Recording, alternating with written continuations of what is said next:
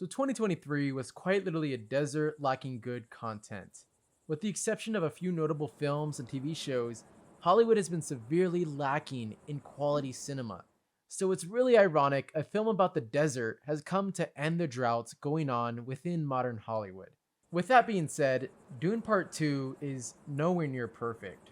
I've seen a lot of comparison saying it's on par with the likes of the Lord of the Rings trilogy, and I profusely disagree with that. But Dune Part 2 is a great step in the right direction for Hollywood. I think a big problem with Hollywood nowadays is the misuse of the budget. Too many times we've seen a multi-million dollar film waste its budget on lousy CGI, weird casting choices, and atrocious writing. But Dune Part 2 has none of those issues. It genuinely felt like people had actually put thought into every aspect of the film to make it work. It felt like people carefully planned out and reflected on their creative choices before shooting. Maybe it's because of the lack of studio interference, but I felt like Dune Part 2 was a movie made by passionate humans, as opposed to a lazy cash grab, which is something I haven't felt in a while. Like, the CGI in Dune was phenomenal. The film should be the standard for visual effects, and other studios should look to this movie to see how it's done. And honestly, it's kind of embarrassing when you compare other CGI heavy films to Dune. Also, with that being said, the visuals were so stunning. The movie is so visually appealing to look at, and the cinematographer did their job really well. The color schemes and color palettes were amazing, and the costumes were great too. Just so many shots were so creative, especially the Harkonnen planet, which makes black and white look cool. This is a visually great science fiction movie, and deserves all the awards for that. Even the soundtrack is good too. And of course, with an all-star cast like this, the acting is great. I think the most notable performance of the film was Austin Butler, who played the Harkonnen antagonist and impressed me. He brings the gravitas and menace to the screen. My only complaint is that we didn't see enough of him. He's a good contrast to Timothée Chalamet's Paul Atreides, who also delivered in this film. He's a great leading character, and I don't have many negative things to say about him or his performance. Again, acting is not an issue in this film, as all characters are super compelling, like Lady Jessica and Stilgar. And if I had to say something negative, I think Christopher Walken as the Emperor was a weird casting choice, since he doesn't give off that supreme ruler of the galaxy vibe, but whatever. And Zendaya did a good job with what she was given, but I didn't believe her as a foreign alien from a different planet. Dune Part 2 fixed a lot of issues people had with the first film, most notably the engagement. However, the beginning of this movie has some pacing issues. It felt like 30 minutes could have been cut from the film, and it wouldn't have impacted the story at all. That's a minor critique, as I love world building and character development. I just thought some parts were unnecessary.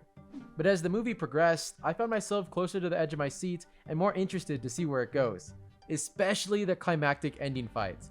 Every action scene is super well done, and I was surprised at how nervous I was during the last fight. With all that being said, I think Dune Part 2 is a little confusing and convoluted at times. It could be hard to follow at points, and you'd most definitely need a rewatch to appreciate it more. And I will say, I like the first movie more. You need to leave! But I see why people would like this one more. I really like the story, developments, and world building made in the first one, and even though some say it's hard to watch, I've seen it like 3 times. I think this is mainly because there's a lot less nuance in the second part. If Dune Part 1 is a political drama, then Dune Part 2 is a biblical drama. There are a lot of biblical ideas, references, and tons of inspiration in this second part. Without giving away spoilers, I think Paul Atreides' journey in this second film is really interesting. He and his mom mature a lot throughout the runtime, and I'm super interested to see where the third movie takes their journey, especially considering the name of the second Dune book. But again, with that being said, I think the message and theme is a little heavy-handed, hence the lack of nuance, but I think it's a little obvious what they were trying to convey. Although it didn't ruin the experience for me, as I thought the film was still really good. Dune Part 2 explores a lot of complex messages about faith and its influence on the masses, and also what it's like when combining the power of faith into politics. These ideas are explored well and spark up interesting conversations about religion in general.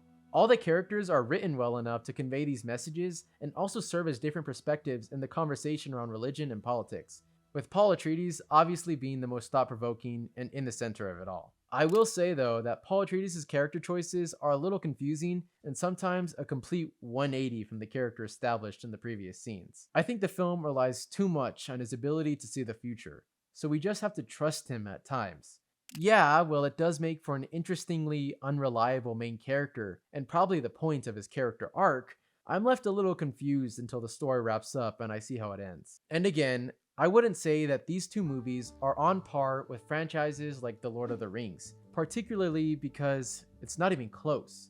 For those franchises, you become really attached to the characters in a way like none other.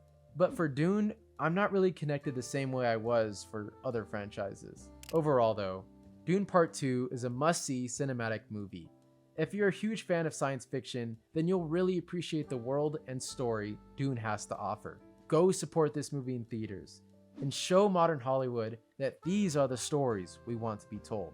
We want to see interesting and well thought out movies that make us appreciate our love for cinema. For the first time in a while, it felt like I could escape the real world and be immersed in this fictional universe. I hope we see more films like this from Hollywood.